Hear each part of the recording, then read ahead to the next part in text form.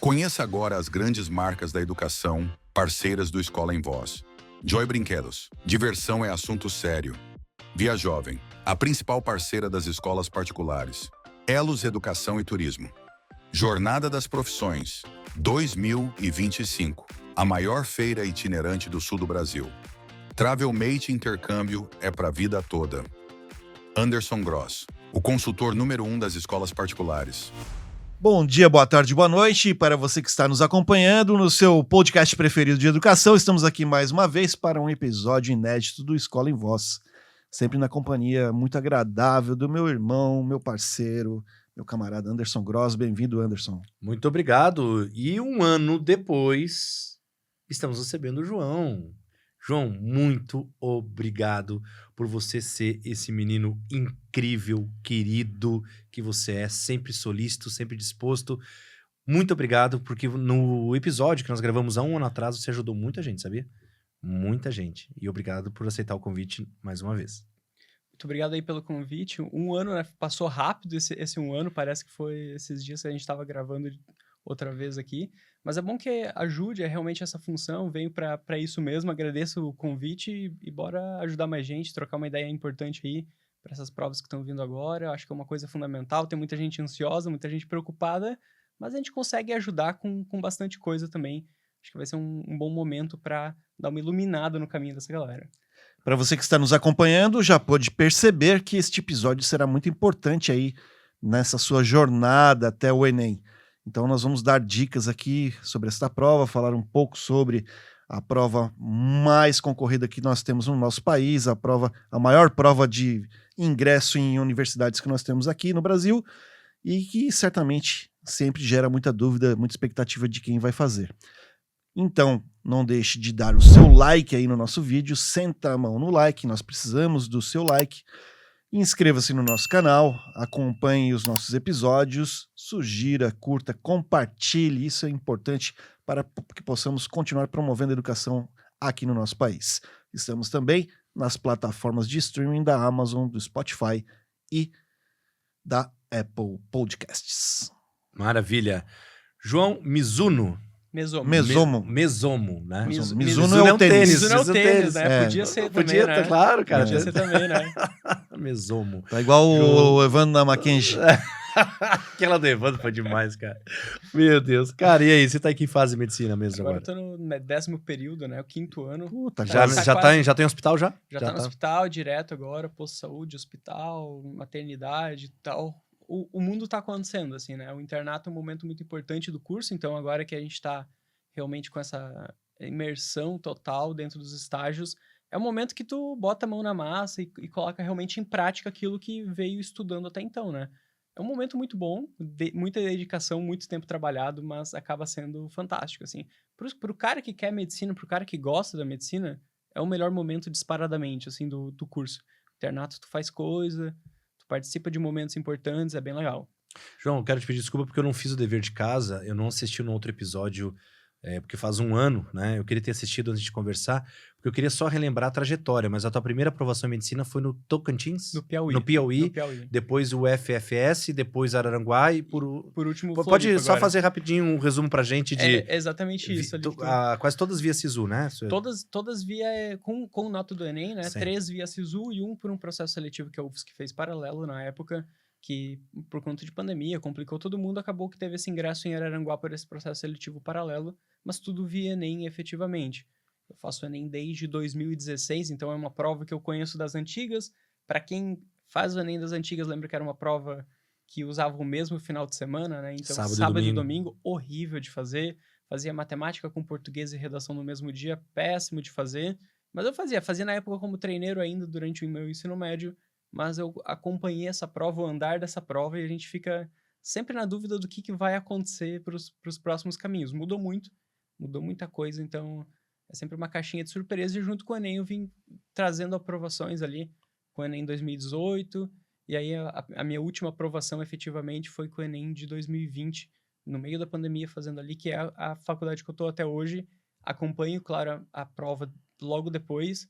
A gente fica sempre avaliando tecnicamente a prova, pega muito feedback, avalia as questões, conhece muito o TRI das questões, conhece muito a coerência das questões, mas efetivamente é uma prova que a última vez que eu utilizei essa nota foi em 2020, deu muito certo, e desde então eu venho me aprofundando muito mais em entender a parte técnica da prova.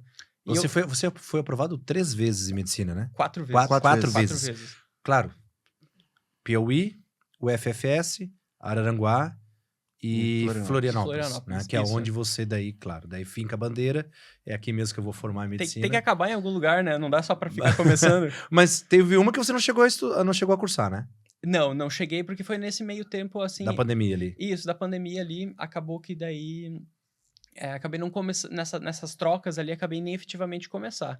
Mas Araranguá foi o que eu mais fui longe, quase acabei o semestre lá. E aí veio o SISU na época, trocou.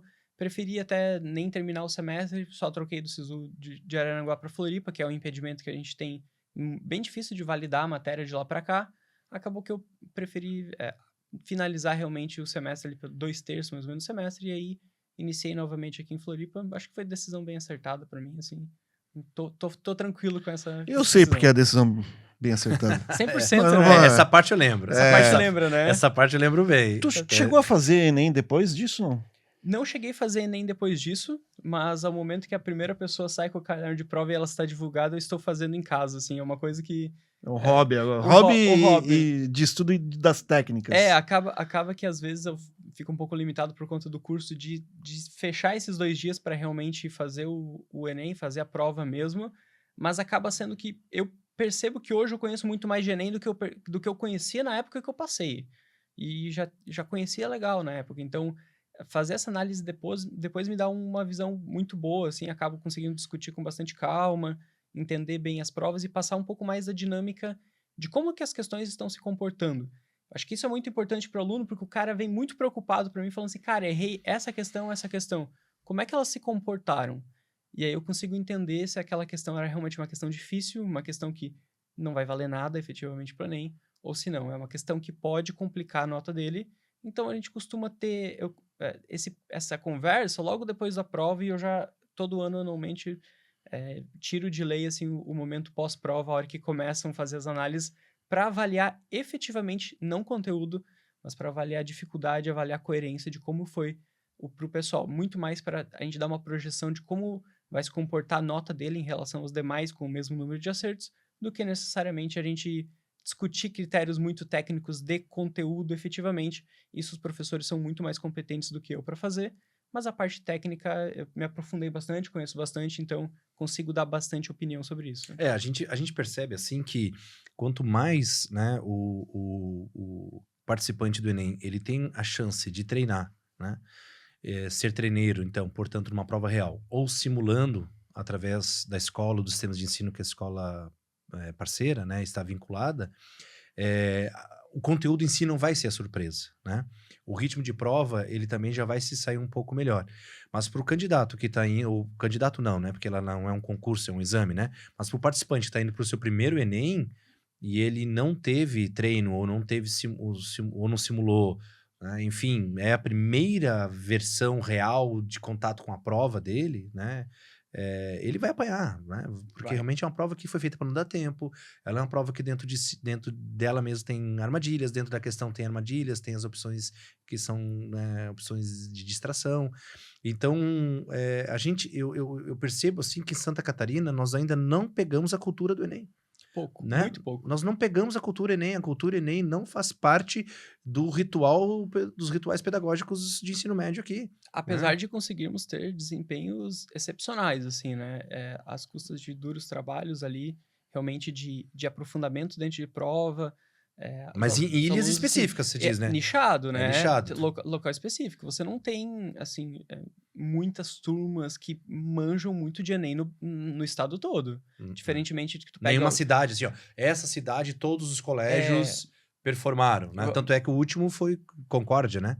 O colégio mais bem colocado no Enem de Santa Catarina é um colégio de Concórdia. É do interior do estado, assim. Diferentemente do padrão que a gente percebe em outros lugares que são predominantemente via Enem. Minas Gerais é um clássico sobre isso, né? Muito, Ceará, mas assim, Minas eu percebo que quase não tem mais vestibular, aboliram totalmente, então toda a escola se obrigou a ser muito boa no Enem.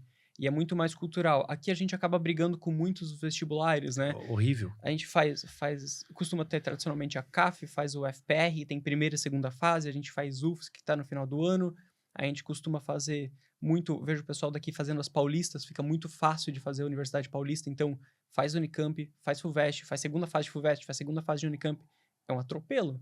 A pessoa entra em O outubro... DESC, as estaduais do Paraná. Estaduais do Paraná, o UDESC ali, a UFPR é um bom exemplo de como eles conseguem te acabar em 2 datas, né? Eles te complicam no começo, que ano passado, por exemplo, foi finalzinho de outubro. Foi. E te complicam pré-UFSC também. E o Enem fica no meio e a gente tenta manejar. Hoje eu consigo, assim, planejar um trabalho de prova de alta qualidade para um aluno com 3 vestibulares. No caso, 2 provas e um Enem. E um Enem, né? Com alta qualidade. Dá para fazer bem. Só que não dá para chegar em setembro querer fazer isso, né? Tem que ser um trabalho de começo de ano, tem que ser um trabalho que faz de longo prazo. Porque são 3 provas densas, 3 provas pesadas. Então, tradicionalmente, aqui pra gente, né? O FPR, UFSC e Enem, são 3 provas mais clássicas. Dá para conciliar. Mas, assim, tem momento que eu chego em outubro, novembro, eu falo pro cara assim, ó, é controle de danos. É o que dá para fazer agora. A gente não vai querer tentar mudar o mundo. Mudar o mundo é no começo do ano, que o cara vai ter tempo, vai ter volume para estudar. Agora, é fazer prova antiga, é treinar a redação, coisa que já está bem consolidada, que o aluno vai manejando. É quase mais mental do que necessariamente técnico no final da preparação. Tá todo mundo muito cansado. É uma rotina muito exaustiva, né? Tu comentou aí agora que deu a entender que tu faz um trabalho com alunos. Como é que surgiu isso para ti aí no decorrer das tuas aprovações e como é que tu concilia hoje e o que tu faz exatamente? Hoje, efetivamente, veio já há 4, 5 anos ali, junto com o Evandro.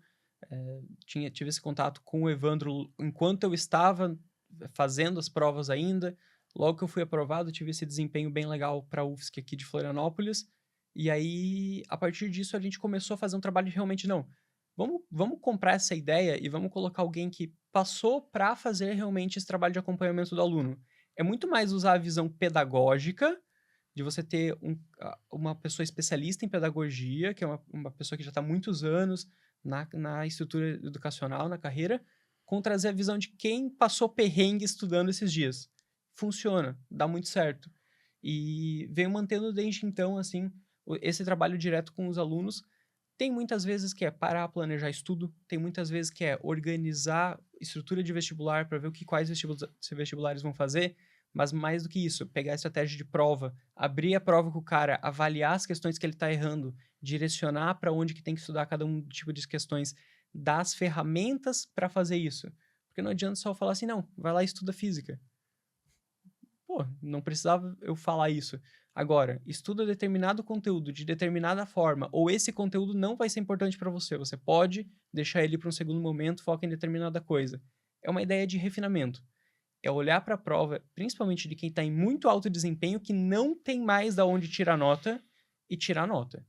Acho que esse é o ponto fantástico, porque assim, ó, você cada vez mais nota e percebe que candidatos de medicina que já fizeram 2 ou 3 cursinhos, basicamente tem um limite, né? Tem um limite, o cara assim, ó, essa pontuação e falta o detalhe do detalhe, né? É isso. E isso é uma investigação quase que cirúrgica. Desculpa aqui usar... Não, mas concordo. Desculpa fazer aqui a analogia à medicina, Concordo. mas é um nível cirúrgico, nível assim, cara... É refinamento, porque vamos pegar um exemplo assim, o FPR desse ano, tá? Nota de corte para a segunda fase, 80 acertos de 90. A gente pega tradicionalmente as provas de São Paulo, tem que fazer 90% da prova. Pra gente passar no Enem hoje, você vai ter que fazer uns 90% da prova, 85%. Tá, colocando cursos de alto desempenho medicina. Vamos usar medicina como recorte. Em grandes universidades, tá? Que é assim, que é o que a gente vê muito o pessoal querendo. O FPR, a UFSC, a USP. A gente pega essas grandes universidades aqui, principalmente nichados nossos aqui, a gente consegue perceber. Precisa de 90% hoje na prova para você ficar confortável passando, tá? Não, para você sair do 88 pro 90, eu consigo tirar mais fácil você do 50 pro 70, 50 pro 80 do que do 88 pro 90. É trabalhado. E não adianta o cara pegar e falar assim, não, vou começar começo do ano, fazer o cursinho, fazer tudo de novo. É muito difícil, porque às vezes o que você tá deixando passar, você nem percebe. E às vezes é muito um detalhe. Então a gente pega exemplo de alguns alunos assim que tinham bom conteúdo, tinha boa prova, tinha uma estratégia de prova horrível. Então fazia já um bom desempenho, mas a estratégia do cara era ruim.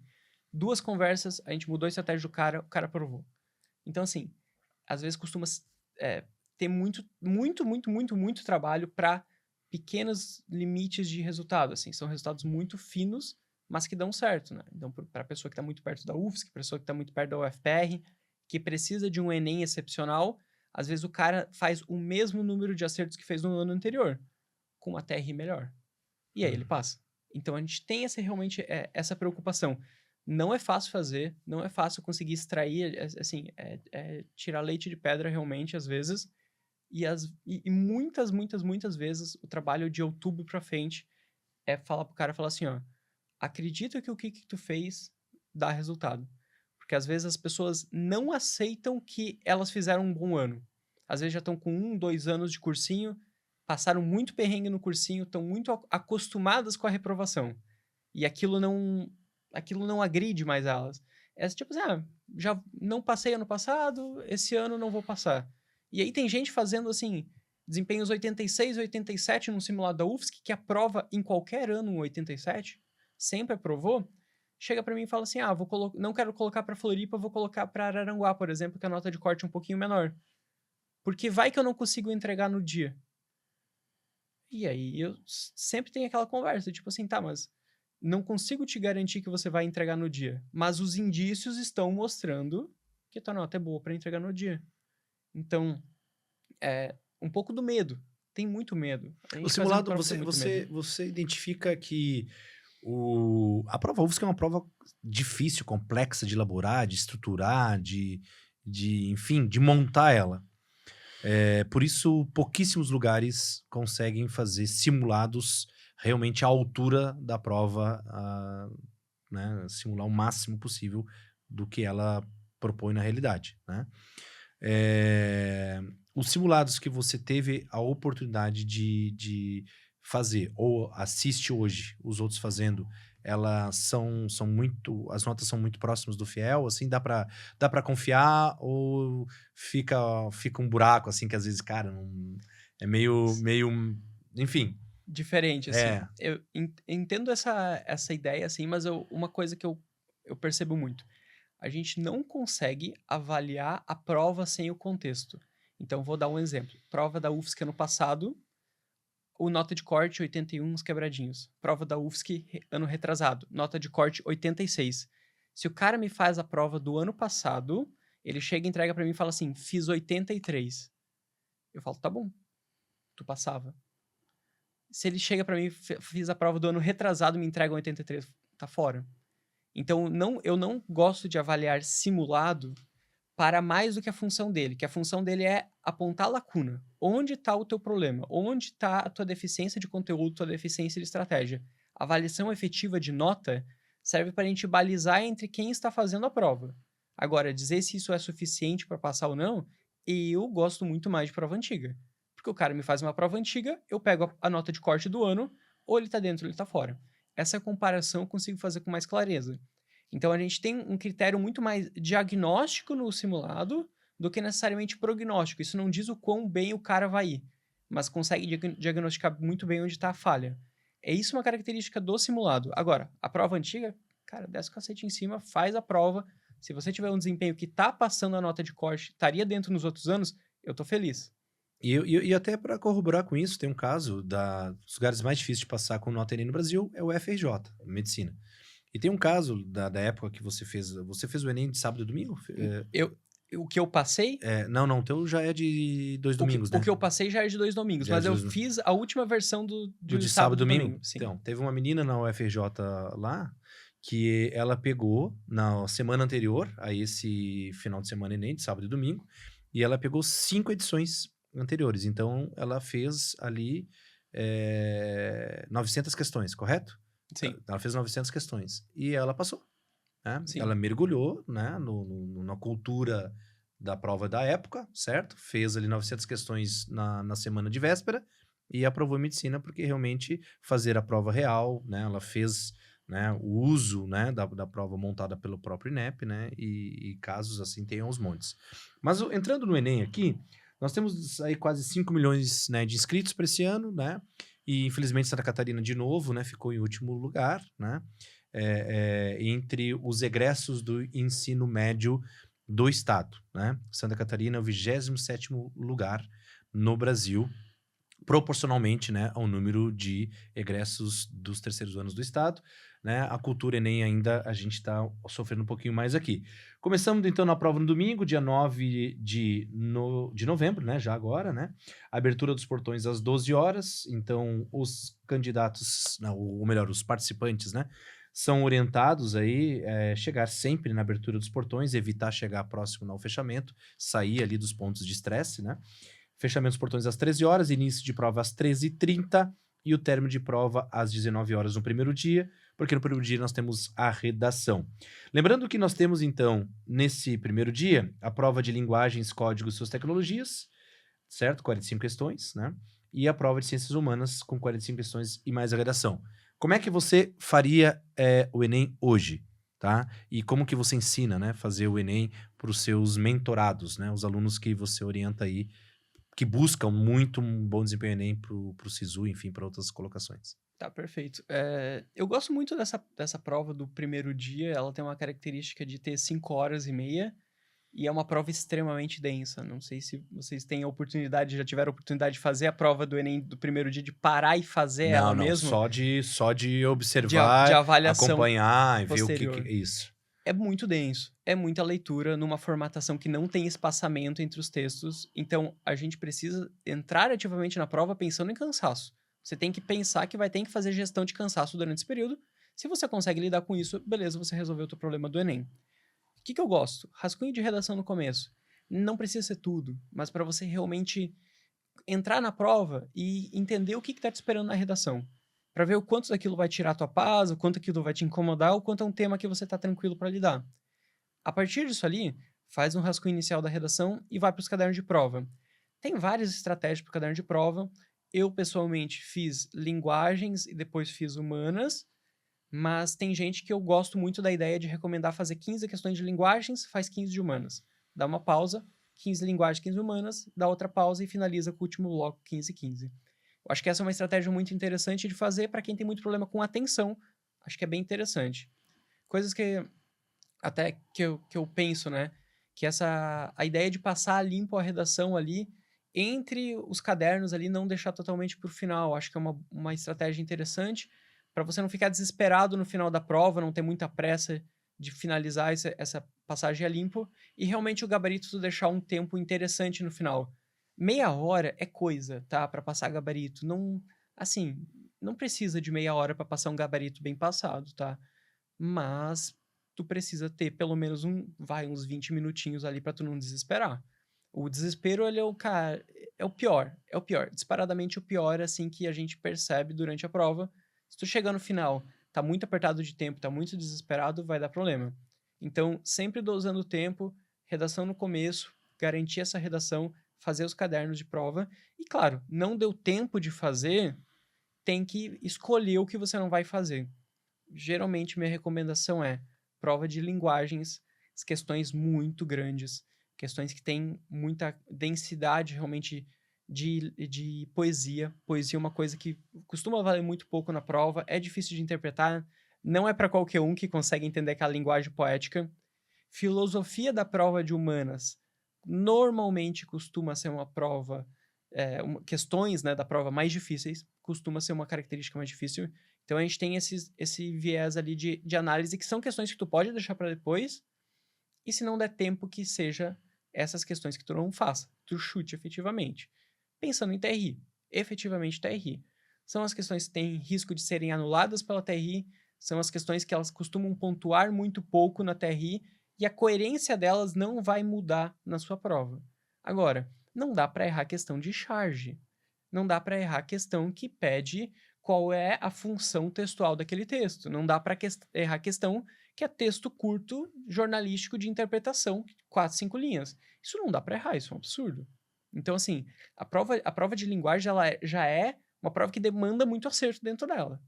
Tu não precisa ser um as das linguagens ali para conseguir realmente ter um bom desempenho. Mas não dá para também errar essas coisas tranquilas. Vai ser penalizado, vai perder ponto.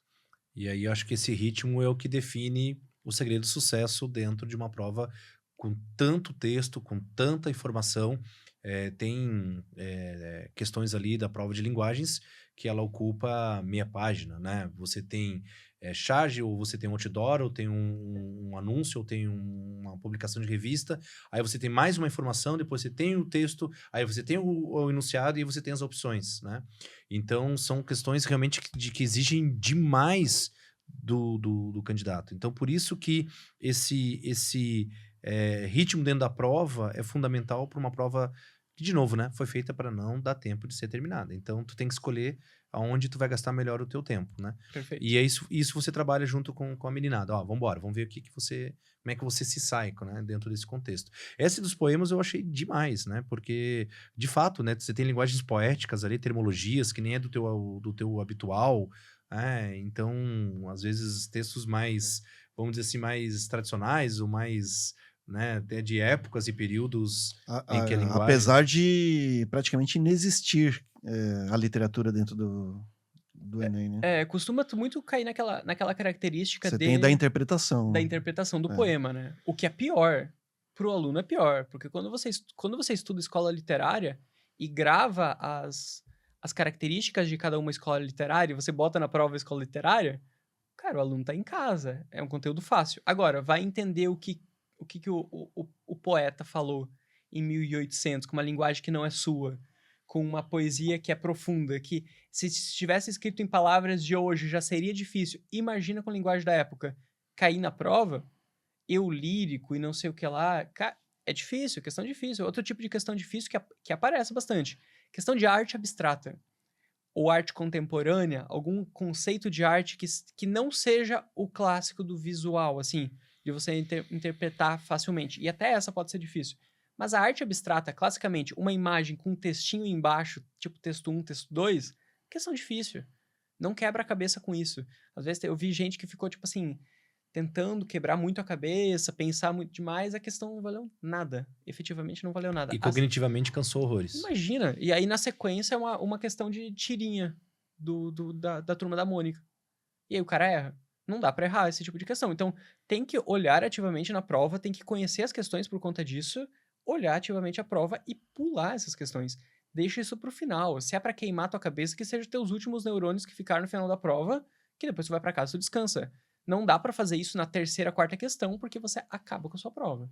Serve pro segundo dia também. Tem muita questão de segundo dia que queima nossos neurônios e, pô, depois disso tá acabado. Não tem quem te recupere, né? E aí vamos pro segundo dia, né? Pegando ali, nós vamos já no dia 16, né? Então, abertura dos portões no mesmo horário, 12, fechamento às 13, início de prova às 13h30, tudo igual ao primeiro dia. O que muda é que no segundo dia, então, 18h30, né? 30 minutos a menos, né? Na verdade, o primeiro dia tem 30 minutos a mais, por assim dizer, né? Por conta da redação. E já no segundo dia, a prova de natureza e a prova de matemática, né?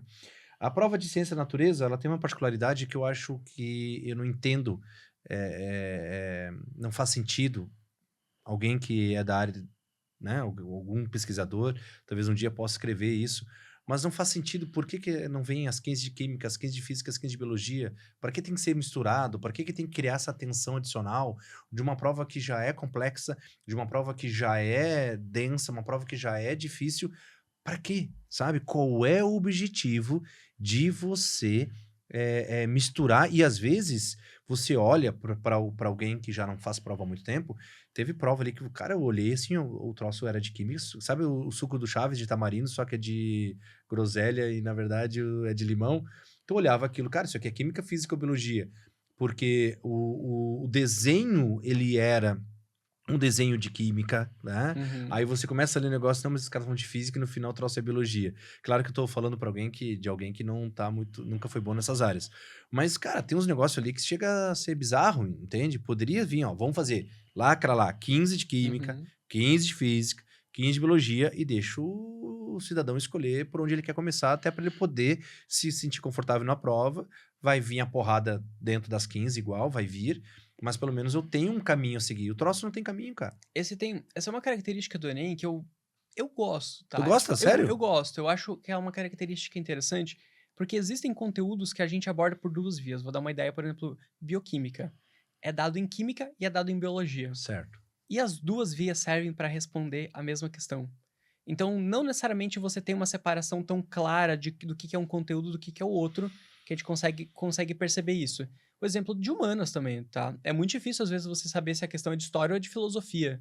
Ou se ela é de geografia, ou se ela é de sociologia, você não sabe. Às vezes, você acaba a questão e você não sabe igual. E você responde igual. Essa é a grande graça do Enem, que ele não importa tu ligar uma determinada caixinha. Eu percebo que tem essa característica. Agora, em termos de você pegar e fazer estratégia de prova, é mais difícil. Mas é uma das partes de processo de selecionar um aluno, ele conseguir trilhar isso, tá? De falar que hoje a prova de ciência da natureza é a prova mais conteudista que a gente tem dentro do Enem. É a mais próxima do vestibular, né? É a mais próxima do vestibular. Assim, para discordar disso, tu tem que fundamentar muito bem contra mim, porque, assim, é a prova mais técnica e é a prova que tem o pior desempenho entre todos da galera de alto desempenho. Porque é uma prova difícil. Não é uma prova tão simples. E aí começam alguns pontos. Por exemplo, a galera que presta vestibular menospreza muito o Enem.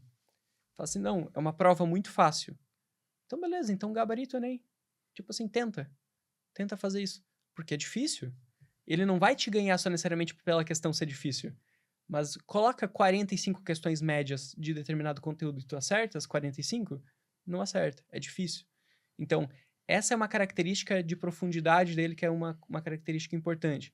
Hoje, a prova, para quem está em alto desempenho, a prova que faz mais diferença efetivamente no final da nota é ciência da natureza. É a prova de segundo dia, porque matemática tu já espera que o cara que está fazendo para medicina faça um 41, 42. Tu não espera que ele faça menos para ficar competitivo. 40 passa, beleza. Humanas, pelo menos 40. A gente espera disso. Linguagens, 36, 38. Mas, por exemplo, linguagem do 42 não faz milagre na vida dele. Agora, um cara que faz 37 em natureza e um cara que faz 42 em natureza, a nota dele é completamente outra. E é o caderno que a gente mais percebe oscilação. Você vê muito que tem gente com muita dificuldade dentro do caderno de natureza. Então, é muito comum ter o quê? Aprovação. O cara com 40 nos outros 3 cadernos e um 36 em natureza. Bem normal acontecer isso, porque é um caderno muito difícil. Você traz assim a ideia para quem está se preparando para medicina e vai usar o desempenho Enem /SISU. 40 questões é o número de segurança assim que hoje a gente pode estabelecer como um critério, pelo menos assim. Opa, já podemos conversar. Já. 40 é legal, assim, em tudo, né? Tem áreas em que o 40 faz menos do que outras. Então, por exemplo, o 40 em humanas, ele não é nada surpreendente. Ele é uma nota que... Pô, mas fazer 40 humanas nesse modelo de prova Enem é difícil, não é? É tranquilo. É tranquilo? Pro alto desempenho é tranquilo. É algo assim que a gente não se surpreende muito. Tá? Se você faz assim, eu me surpreendo muito mais alguém que faz 40 em natureza do que alguém que faz 40 em humanas, porque a gente pega muitos exemplos da prova de humanas do ano passado que tava muito fácil, muito tranquilo. E é até uma coisa que a gente historicamente vem percebendo. Existe uma dificuldade do Enem de deixar difícil a prova do primeiro dia. Porque eles tentam deixar na prova de linguagens, e aí o que acontece?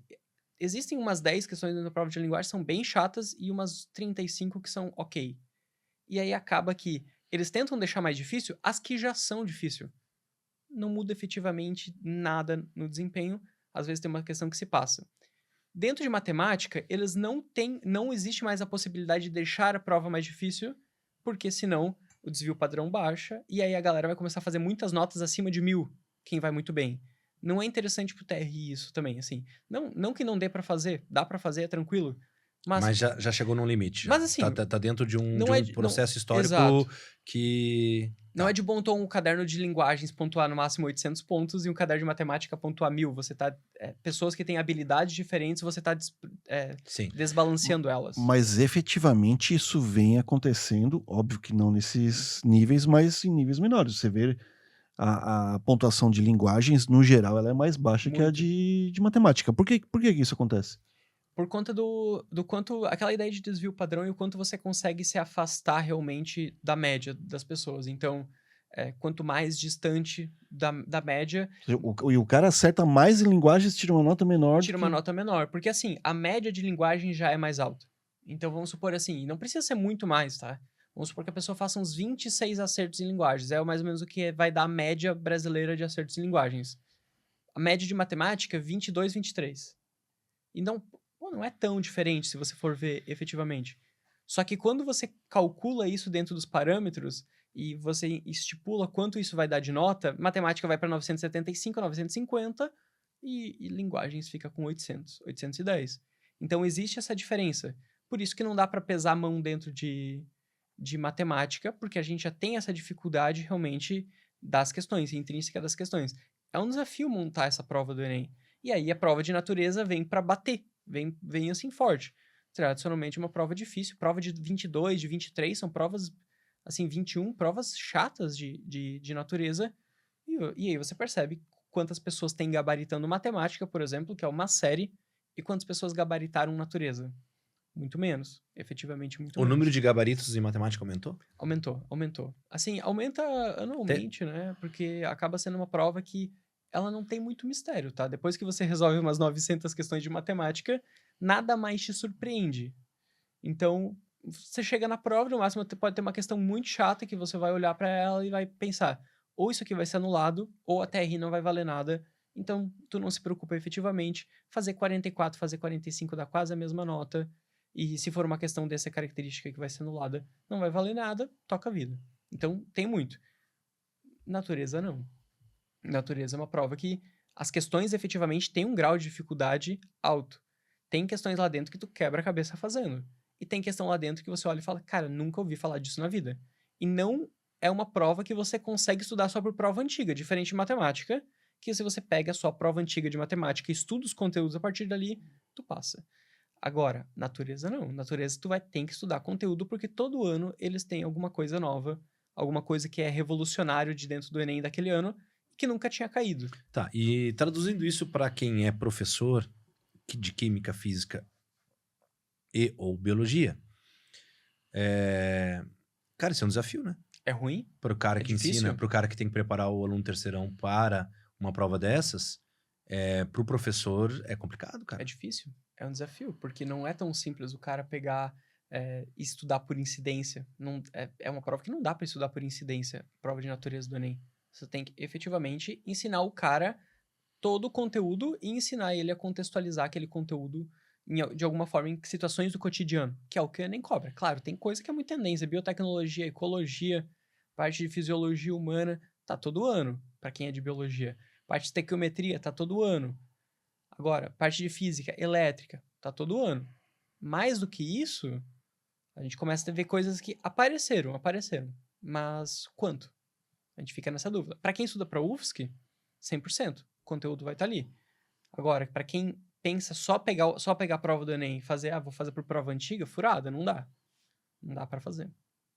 E aí que tá o desafio, né? O professor poder se preparar para isso dentro de uma prova que tem essas características, cara. Você fala ali quando você deu o exemplo da questão de linguagens da tirinha, que é uma questão que você tem que matar, né? Como é que tu tens critérios para determinar o nível de dificuldade dessas questões? Algumas dicas, algumas manhas para que isso aconteça? Porque, no meu entendimento, o nível de dificuldade das questões ele vai aumentar ou vai diminuir de acordo com o nível de conhecimento do cara que está fazendo a prova também, né? Não adianta a gente pegar alguém que não estuda, ou não pratica, ou não tem expertise para fazer a prova e dizer para ele, ó, faz as fáceis primeiro, as médias, ou para ele vai ser tudo difícil. Concordo. Mas existem coisas que são fáceis de fazer nesse sentido. Por exemplo, questões de poesia, tradicionalmente, elas são muito difíceis para todo mundo.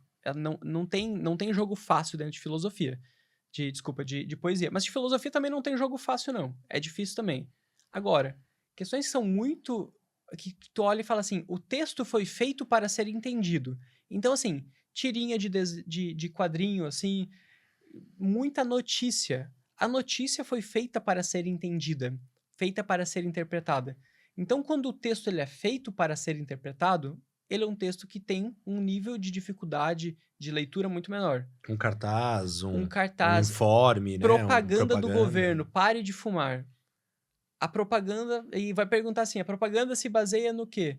Aí vai ter, sei lá, vai ter um desenho de alguém morrendo. Aí vai falar assim, na explicitação Da morte. da morte ou de problemas de saúde relacionados ao uso de cigarro. Então, assim, coisas que estão muito na cara que tu olha e fala, cara, entendi, bati o olho, eu sei o que o cara tá falando. Beleza. Essa é uma questão que é tradicionalmente fácil. O cara de alto desempenho não pode errar. Por quê? Porque o cara que não estudou pra prova vai acertar. É aquela questão que o cara vai olhar, ele não vai chutar, ele vai olhar e falar, esse aqui eu sei, esse aqui eu sei, esse aqui eu sei. Consegue fazer. Leitura e interpretação de nível muito básico. Agora, o cara que tá realmente fazendo a prova num nível já mais alto, ele vai perceber limitação em algumas coisas. Por exemplo, na parte de poesia, é difícil, a parte de poesia costuma ser bastante difícil. Textos muito grandes, de linguagem muito rebuscada. As alternativas, tu olhou a alternativa, tem 3, 4 linhas, cada uma das alternativas, vai ser ruim, vai ser difícil. Serve para humanas também. A alternativa passou de uma linha em humanas, ela vai ser uma questão difícil. Porque geralmente usa muito causa e consequência, usa muita brecha dentro da própria explicação, fica difícil. Textos muito subjetivos ficam difíceis. Com linguagem muito regional fica difícil. Então, se você pega uma linguagem muito regional do Rio Grande do Sul, ou do Nordeste, ou do Norte, é difícil, porque a média do país não é realmente essa galera. A gente tá pegando momentos nichados. Quem é do Rio Grande do Sul vai entender tudo do linguajar do Rio Grande do Sul. Quem é de Santa Catarina já não entende. Então, essa questão é uma questão que tradicionalmente vai ser uma questão um pouco mais complicada. Então, ter essa visão, a arte é difícil, já consegue te limitar a falar assim, ó, esse tipo de questão é difícil, o tipo de questão que foi feita para ser entendida é fácil. Sabe uma coisa que eu confesso pra vocês, assim, que, cara, eu não curto. É o fato, assim, por exemplo, a gente tem a maior prova do país, né? A terceira maior do mundo. Mas também a gente poderia fazer o mesmo paralelo do que eu vou falar agora com a UFSC, com o UDESC e com a CAF, né? Usando o Santa Catarina como referência. Cara, assim, a primeira coisa que deveria ser feito no início da semana terceirão nos colégios, tá? Especialmente nos colégios particulares, é a investigação dos últimos concursos. Debate em cima de questões, de como é que vocês resolveriam, especialmente no caso do Enem, que no campo, né, das escolas particulares, aí por baixo, 70%, 80% fazem ela no segundo ano, né, como forma de treino, e vão ter acesso à resposta ali em março. Então já aproveita, né, que eles vão ter acesso ao retorno Enem, a devolutiva, e já faz um seminário de investigação mesmo, né? Galera, vocês fizeram, não fizeram? Poxa, pois é e tal, como é que vocês foram nessa questão? Né? Se não conseguir fazer tudo, mas pega pontos chaves, assim, para poder desenvolver a cultura Enem, entende? Para jogar o aluno dentro da prova, para fazer ele pensar como pensa a bancada que elaborou aquela questão, sabe? Porque daí o que acontece? A gente já começa o conteúdo no pau, né? Faz citações dos últimos concursos, mas não faz uma investigação dos últimos concursos. Se não der para fazer no período curricular, faz no contraturno. Ó, galera, quem quer fazer uma imersão Enem? Certo? Certo. Ó, seguinte, tá aqui o calendário. Nós vamos fazer a resolução das 5 questões, sei lá, né? Da física eu escolhi 5, né? Pronto, não consigo fazer tudo, talvez, né? Mas tinha que ter, minimamente, um review, assim. Uma chamada, assim, para os momentos anteriores. Tinha que ter um review, cara, sabe? Pra jogar o cara dentro da prova, porque ele viveu a prova. Pra trazer pro cara, né? Porque ele viveu como experiência, como treineiro, entendeu? Porque daí ele já entra no terceirão, sabe assim, cara, eu sou muito ruim nisso, sou muito ruim naquilo, não controlei tempo, e me perdi nas interpretações, né?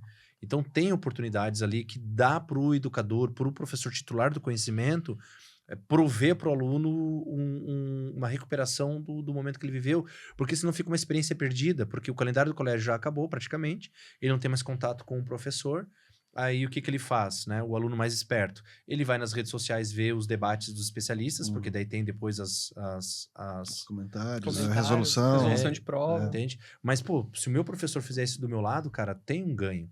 E tem que ser, e assim, ó, coisa importante, pós-prova, ninguém tá com saco para discutir prova. Essa é uma coisa. Porque acaba o nosso Enem, o que a gente tem pra fazer? Tem que fazer FUVEST, tem que fazer URGS, tem que fazer segunda fase da UFPR, tem que fazer UFSC. Tu acha que algum professor consegue convencer o cara dia 17 de novembro, fala assim, não, vamos então discutir primeiro e segundo dia do Enem aqui, segunda-feira, pós-Enem. Vamos lá, primeiro que é um clima de luto generalizado, né? É o dia que mais tem luto na vida é esse dia 17 ali de novembro, porque o cara sai acabado do segundo dia. E são poucos os que saem com uma convicção positiva, né? A São maioria poucos. acha a Até prova quem foi bem. difícil. Até que vai bem mesmo. A maioria acha a prova difícil, cansativa, falta de tempo, faz uma autocrítica muito pesada, né? Medo do TRI, medo da redação. Isso é normal. Isso A única coisa que muito diverte comum. ele são os memes que surgem, né? Mas daí tem um negócio, né? O cara começa, vamos supor assim, ele fala, não vou ter contato com rede social, vou ter pouco contato. Aí ele ouve discussão de 5 questões. As 5 ele errou. Só que ninguém discute questão fácil. Todo mundo discute questão que deu problema. Questão que não vai valer nada. Qual que é o viés do cara? Eu ouvi 5 questões, as 5 eu errei. Tô lascado. Não. Forte abraço, ano que vem te vejo. Às vezes não vai nem no segundo domingo, né? Já vi isso aí, mas eu mando o cara aí de qualquer jeito. Fala assim, cara, bola pra frente, levanta a cabeça aí, vambora. Porque a gente nunca sabe o que vem de TRI, a gente nunca sabe o que esses gabaritos preliminares soltam de verdade, e a gente nunca sabe exatamente se o cara contou o que ele realmente passou no gabarito.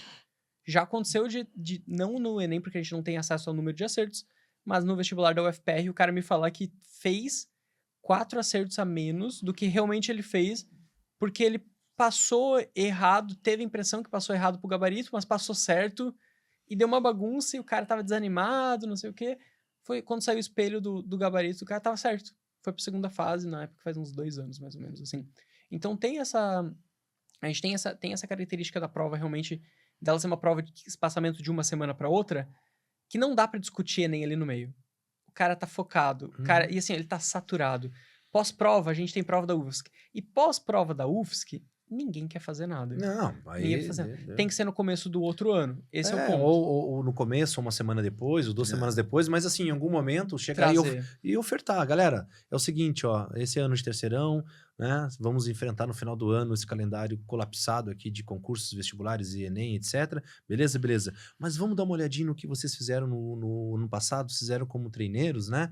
Fizeram de maneira leve, não estava valendo nada. Vamos ver o que aconteceu. Eu vou trazer aqui para minha área de conhecimento, sou professor de geografia, vou acompanhar vocês esse ano em geografia, e aí estou trazendo para vocês aqui as questões de geografia aqui para a gente debater. Vocês lembram dessa questão aqui? Né? Vamos lá. Né? Então, quem que lembra que foi, né? Ou se tivesse que decidir agora a opção A, B, C, D, então vamos lá. Isso é legal. Né? Aí faz um semináriozinho assim quase de, cara, vamos lá, né? E o professor do teu lado, porque daí o que eu vou dizer para ti? Cara, eu vou estar o ano todo contigo. Eu vou te ajudar lá no final do ano a resolver esse trem aí, beleza? Vamos resolver esse troço juntos, né? Mas vamos ver o que você já tem, certo? Porque tá na vivência dele ainda, tá lá, né? Isso. Então, e é uma forma de ganhar o aluno também, ganhar o respeito do aluno, sabe? Tô mostrando pra ele assim, cara, vou te ajudar a resolver. E tem uma grande dificuldade. O meu maior desafio hoje não é ensinar o cara a fazer a prova, é ensinar ele não odiar a prova do Enem. Eu tenho essa séria dificuldade que eu passo com muitos alunos. Porque os alunos chegam assim, o que é muito normal? O cara chega, faz o terceiro ano, e aí mentem pra ele que o Enem é fácil. O Enem é uma prova mais fácil. Mentem pra ele. Aí o Enem é fácil. Mas quem é que mente? Mas assim, ó, o grande adorei. Cosmos... Mentem pra ele que o Enem é fácil. Mas geralmente é o professor, tá? Mas assim, internet, o cara fala assim, não, ó, vestibular é difícil, mas o Enem é uma prova muito mais fácil, o Enem é muito mais só dado. Interpretação. Só interpretação, não sei. Aí o que ele faz? Terceiro ano ele vai tocando com o estudo 80% do que dava de fazer, 70% do que dava de fazer, porque o Enem é de boa, o Enem é mais fácil, e não existe esse negócio do Enem é mais fácil ou o vestibular é mais fácil. É o que você tem mais chance naquele momento. Costuma ser mais viável fazer o Enem no terceiro ano, porque tem coisa de formatura, tem prova da escola, tem um monte de coisa. O Enem tem menos conteúdo em nível de profundidade do que, por exemplo, uma prova da UFSC. Não cai polinômio, não cai GA, não cai nada em matemática disso. Não, sim, tem um professor de matemática que falou pra mim assim, ó, que se o sul do Brasil adotasse o Enem como concurso padrão para ingresso, né? O exame sendo o principal método. A exemplo do que aconteceu já em vários estados do Nordeste, Ceará em primeiro lugar, Minas, né? Praticamente agora as 15 faculdades de medicina de Minas são, né? Tudo via Enem. Tudo via Enem. Ele disse pra mim que eu acho que ele não daria 15 conteúdos em matemática, se eu não me engano. Concordo, 100%. Ele falou, acho que foram 15. Eu falei, cara, não é 15 exercícios, nem é 15 aulas. Ele falou 15 conteúdos de... Olha que loucura. A prova de matemática da UFSC tem 10 questões, correto? Correto. E a prova de matemática do Enem tem 45 questões, correto? Ele tem que dar mais conteúdo para fazer as 10 questões da UFSC do que ele tem que dar para fazer as 45 do Enem. Do Enem. E existe assim, ó. Aí tem esse grande cosmos ali que fala assim, não, prova do Enem mais tranquila, faz ela no teu terceiro ano. E assim, ó, pra quem eu falo no terceiro ano, eu falo assim, ó, não é que a prova é mais tranquila, é que ela tem carga de conteúdo menor e você ganha muito fazendo prova antiga dela. E aí, prepara pra isso. Só que o cara vai tocando mais ou menos, faz o terceirão, toma um apavoro no Enem final do ano, porque a prova não era tão fácil quanto ele pensou. E aí chega no outro ano pra mim e fala assim, ó, não sou do Enem, eu quero fazer vestibular da UFSC. Não sou do Enem. E aí, geralmente é uma pessoa que, assim, eu falo assim, tá, mas por que? Não, ano passado estudei pro Enem, não deu certo, não gosto da prova, é muito texto, não sei o que, começa essa história ali. E aí, quando chega o começo do ano, eu falo assim, não, então vamos treinar vestibular da UFSC. Aí, quando começa a chegar ali por maio, abril, maio, começa a falar assim, vamos fazer um Enem só para ver como é que tá? Aí o cara faz a prova, vai bem. Por quê? Porque faltava para ele efetivamente conteúdo e faltava disciplina de estudo. O cara não tinha rotina de disciplina de estudo. Às vezes o ambiente do terceiro ano é muito sobrecarregado para conseguir ter uma rotina. Ele tá em outro momento de vida, tá em outro momento de determinação. Quando ele chega em maio ali, ele olha e fala assim, e olha lá, não é que esse tal de Enem dá para fazer mesmo? E aí eu levo a preparação do cara pro final do ano com 2, 3 provas com mais tranquilidade. E tem o efeito contrário, né? Tem o efeito do cara que tomou um apavoro na UFSC e volta e fala assim, não, agora eu quero fazer Enem. E no final do ano faz Enem e UFSC. E vai bem, e às vai vezes bem nos e dois. às vezes os Isso dois. que a gente considera um cenário que... num recorte social nosso aqui, né? Sim. Tipo, chegando a essas conclusões. Se a gente entrar nas escolas públicas, né, a gente tem um recorte que vai além disso, né, que é o medo da prova, que é a falsa ilusão de que o aluno de escola pública não tem chance de fazer uma boa prova, de conquistar uma boa nota para ir para a universidade. Aquela ali não é a realidade que ele vive em função do recorte social. Que é um desafio também para os professores de escolas públicas levarem as informações corretas para que esse pessoal não desista de estudar, né? Não perca a oportunidade de fazer um bom Enem, em que você tem lá uma prova que tem todos os méritos possíveis, mas que ele pode ter uma expertise para fazer uma boa prova, ter uma boa nota, aplicar a sua nota de uma forma coerente e conquistar uma vaga na universidade. É porque essa desistência, né? Essa desistência quase que de quase uma crença limitante ali, né? Ela realmente joga muita gente fora. Tanto é que na rede pública de ensino, os alunos para o Enem já estão pré-inscritos. Sim. Né? Então, na verdade, é só uma confirmação, certo? Então, infelizmente, né, Santa Catarina é o estado que menos teve confirmação, né? E a confirmação também não significa que ele estará presente, né? Uma vez que ele não é pagante da prova, ainda tem mais esse ponto, né? Então, a gente sabe que a queda vai ser brusca, porque já não teve a validação da inscrição, porque já está pré-inscrito, e a gente sabe das abstenções no dia da prova que são imensas, absurdas, né?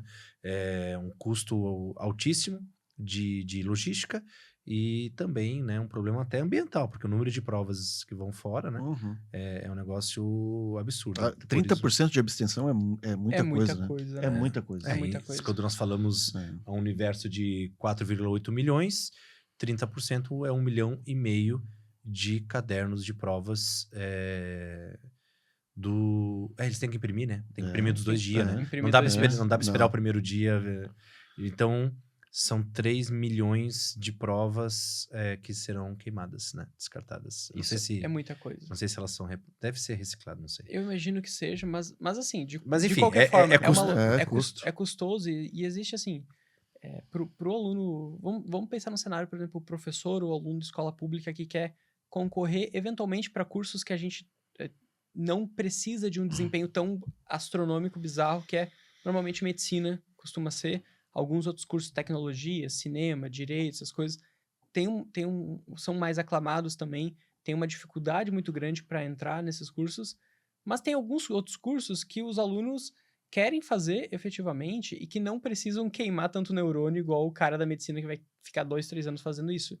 Se ele faz um Enem guiado por questões realmente fáceis e médias, com desempenhos coerentes dentro disso, ele não precisa quebrar a cabeça com questão difícil. O que ele precisa saber? Reconhecer quando a questão é difícil. E aí a gente tem um monte de material disponibilizado, gratuito, na internet, de fácil acesso, assim. De bons especialistas que comentam, que dão orientação. Tem muita de fato, coisa. Né? O Enem hoje... Muita coisa, tem muito material. E as custas disso, que as notas subiram exponencialmente. Então, você... Não a nota, né? A quantidade de acertos, efetivamente. A nota ficou a mesma. Se você pega a nota de corte da UFSC 2021 para a nota de corte da UFSC do ano passado, via Enem, a gente percebe que a nota ficou a mesma. Só que para passar em 2021, tu tinha que fazer 154, 155 acertos. Para passar no passado, 161. Aí você fala assim, não, mas a prova tá mais fácil esse ano, ou tá mais difícil? O que aconteceu? A galera tá mais preparada? No geral, a TRI, ela balanceia isso. Se a prova ficou muito fácil, a nota vai descer um pouquinho para compensar o número de acertos e fica a mesma coisa. Espera-se que a pessoa, vamos supor, em duas notas 825, a pessoa que tirou 825 em 2020 tenha o mesmo número de acertos da pessoa que tirou 825 esse ano. Se ele só entregasse os dois cadernos diferentes, a pessoa teria acertos diferentes. Só que realmente aquela questão do contexto que eu falei antes lá muda totalmente. Para passar no passado acima de 160 acertos, para passar em 2021, 153, 154, você estava brigando por vaga. TRI tem essa função, e é aquela questão até do SISU agora, que vai permitir usar os anos anteriores. Claro, a gente precisa de muito mais esclarecimento realmente para entender como vai se desenrolar esse SISU no começo do ano. É sempre bagunçado o SISU, sempre tem nota fantasma, sempre tem estica mais 3, 4 dias de SISU, fecha a nota não sei que horário. O que é nota fantasma? Nota fantasma era um fenômeno que acontecia muito em outros anos, que quando a pessoa colocava a nota na primeira e segunda opção, ela mesmo estando aprovada na primeira opção dela durante o SISU, ela aprovaria na segunda. A nota ficava contando na lista da segunda opção. Então, se eu coloquei, por exemplo, para a UFSC na minha primeira opção e coloquei para a UFPR na segunda, eu mesmo estando durante os dias das parciais SISU sendo aprovado na UFSC, a minha nota... bloqueava a tua vaga na segunda, bloqueava a minha vaga na segunda e eu contaria. Então, vamos supor que eu fosse o primeiro lugar da UFSC e o primeiro lugar da UFPR.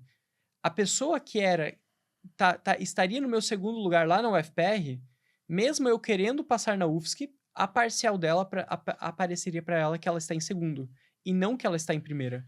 Então, o que acontece? Geralmente, quem tem desempenho muito alto coloca em universidades e fica dentro das vagas para ambas universidades. Então, a gente não sabia dizer exatamente... Só que a nota do segundo não poderia aparecer. Então, a nota do segundo não deveria aparecer. Mas aparecia. E aparecia. E aí, o que acontecia? Vamos supor que você queria ir para a UFSC e eu queria ir para a UFPR. Mas eu fui muito bem, coloquei UFPR e UFSC. Você estava em segundo, você não sabia se você era um segundo de verdade ou se você era um primeiro, na verdade, porque eu tô provando aqui. Para quem é primeiro e segundo, não passa perrengue. Para quem tá na nota de corte, o cara fala assim, não, esse é meu ano, ou eu passo agora ou eu vou desistir. Eu vou depender minha nota para onde eu for colocar, vai depender realmente desse SISU. Aí aparece uma nota fantasma e o cara tá 2 vagas fora. 2 vagas fora de 10. Tem 2 caras que estão colocando ali que não vão assumir, ou não tem? Esses caras não existem. Não sabiam. A gente chamava isso de nota fantasma. Aconteceu no Enem de 2020, na metade do SISU eles usaram nota fantasma, na outra metade falaram assim, não, vamos cortar isso aqui, durante o processo. E aí depois fizeram realmente uma tabela que corria elas sem ter essas notas fantasmas de segunda opção, organizou melhor o processo, funciona muito melhor hoje em dia. Agora, essas notas anteriores ali, a gente não sabe exatamente o que vai acontecer, um medo é aquela galera que coleciona muita aprovação, querer colocar nota para ser aprovada de volta, então... Quem teve notas exorbitantes já está nas universidades que quer, dificilmente vai trocar, mas sempre fica aquele negócio, o cara querer aprovar em mais uma e a gente não saber como vai ficar a lista de espera. Não sei quais mecanismos vão adotar para isso. A lista de espera é um problema seríssimo. Problema sério, um problema caótico. Porque assim, as universidades todas, elas ficam extremamente preocupadas com as listas de espera, porque as listas de espera acabam atrasando justamente o fechamento da turma. Então, poderíamos dizer que a lista de espera também tem esse aluno fantasma, né? Fazendo um paralelo com o que você disse. E aí o cara da universidade, seja ela pública, no caso SISU pública seguramente, mas até o da particular também, porque daí é um aluno, às vezes, aprovado em 3 ou 4 lugares. É um aluno só, né? E os 3 ou 4 estão esperando que ele vai fazer matrícula.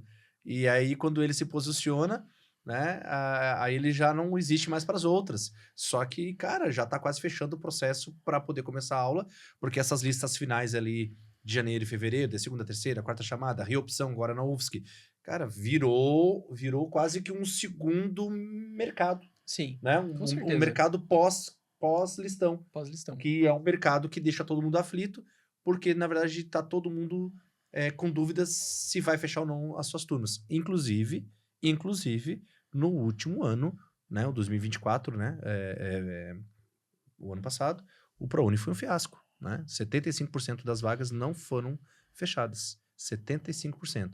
85% das vagas parciais e 65% das vagas integrais do ProUni não foram A utilizadas. gente poderia... O que dá 75% de ociosidade no ProUni. Isso é loucura, né? Tá? A gente Loucura. poderia dizer que os 3 programas do governo foram fiascos, no final das contas, né?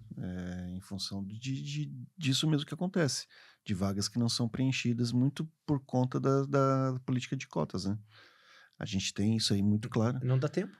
Não dá para a universidade ficar catando gente, Sim. abrindo processo, Sim. chamada, as aulas começando, e esse cara já até desistiu, de repente, porque, enfim, cada dia pós-listão, o menino ali, a menina, né, a família tá tomando uma decisão, né, e aí vem um mercado pós-listão imenso, porque o UFSC não fechou, o DESC não fechou, o FPR não fechou, o URGS não fechou, o ProUni não fechou, o SISU não fechou, as vagas não fecharam, os particulares fecharam, o Fundesc, o PUG. Cara, é tanta coisa em cima de um único cliente, Tinha de muito... um único indivíduo, que, cara, até pra ele saber assim, cara, pra onde eu vou, o que eu faço agora? Hoje tá bem pulverizado, né? Eu lembro quando tinha...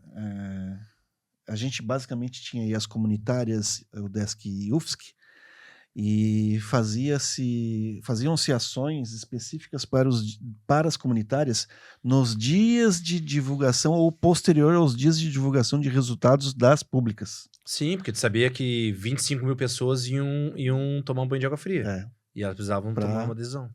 Só que agora, liberam antes, né? Só que agora todo dia tem um Tem um vestibular saindo com resultado. E segundo o vestibular da UFSC não termina mais no dia da publicação. Não.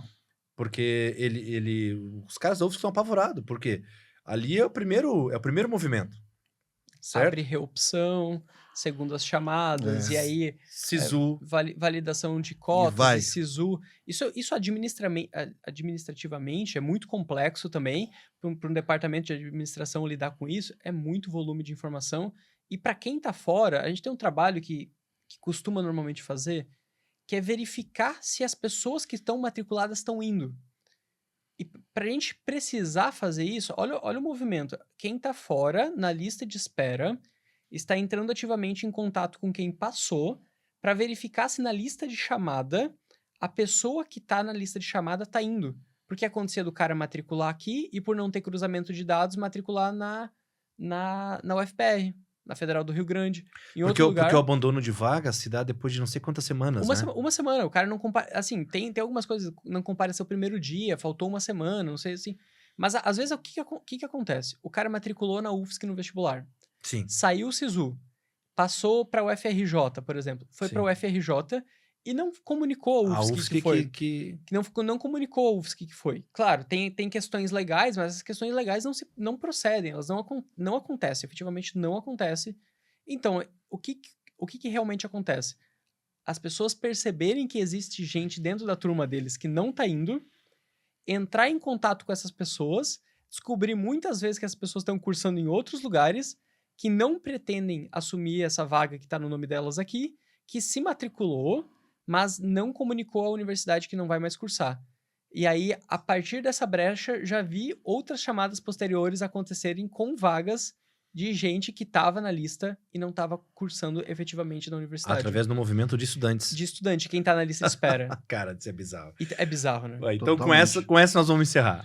Totalmente, cara. João, você consegue vir outra vez aqui para nos... Com certeza, sempre que precisar, é só me chamar por aí, tô disponível aí pra falar sobre tudo que dá pra falar sobre isso, a gente troca uma ideia. E para quem conversa. quiser te encontrar para, enfim, receber teus conselhos, orientações ou contratar teus serviços de orientação, mentoria, como Pode entrar em contato pelo Instagram que mesmo. já tá aqui na Esse- tarja, já tá lá, já está Pode entrar em contato no meu Instagram ali, respondo mensagem ali. Às vezes eu fico um pouco limitado de plantão, essas coisas de Sim. horário para responder, mas eu respondo o mais rápido possível também. Então é relativamente fácil entrar em contato comigo, dá para trocar uma ideia legal. Preparações Enem, vestibular, no geral, preparações para concursos em geral, aí já estou há bastante tempo com isso. Dá bastante certo, dá bastante resultado, tô em várias escolas também. Então, é um trabalho que vem funcionando ao longo do tempo e que dá para ficar... Fico feliz que funciona, assim. Uma galera que eu acompanhei, eu encontro dentro da UFSC, encontro nos estágios, encontro em vários lugares, acabam virando amigos mesmo, de longo prazo ali. E é um trabalho legal, bem que me deixa muito feliz também com isso. Muito obrigado, parabéns pelo seu trabalho. Rony, sempre bom receber um João, né? Pô, o João é Deixa- fera, né, cara? Deixamos nosso carinho, nosso agradecimento. Já vai agora pro plantão? Vou sair daqui e vou pro plantão já Então tá. direto. Então tá, bom plantão, bom trabalho lá, Obrigado. um abraço lá para teus colegas e parabéns também por você e a maneira como tu se dedica aos teus pacientes lá. Vai pro Celso Ramos agora? Vou pro Celso Ramos agora. Tá, então tá, bom plantão para você. Você acabou de acompanhar mais um episódio do Escola em Voz, muito obrigado pela sua companhia. Recebemos aqui o João Mesomo, e eu falei o quê? Mizuno. do tênis. Obrigado, João. Obrigado, Rony. Um grande abraço a todos e deixa aí, né, também a sua sugestão de conteúdos e informações, dicas que você gostaria de receber aqui no Escola em Voz, vamos dizer, essa série especial, né, aí de vários episódios em volta dos vestibulares do Enem aqui do sul do Brasil, tentando levar a melhor informação possível para você, professor, familiar, estudante, né, todos que estão envolvidos nesse calendário colapsado sul brasileiro de vestibulares Enem. Um grande abraço, até o próximo episódio. Este episódio do Escola em Voz contou com o apoio das seguintes empresas e marcas. Joy Brinquedos. Diversão é assunto sério. Via Jovem. A principal parceira das escolas particulares. Elos Educação e Turismo. Jornada das Profissões. 2025. A maior feira itinerante do sul do Brasil. Travelmate Intercâmbio é para a vida toda. Anderson Gross. O consultor número 1 das escolas particulares.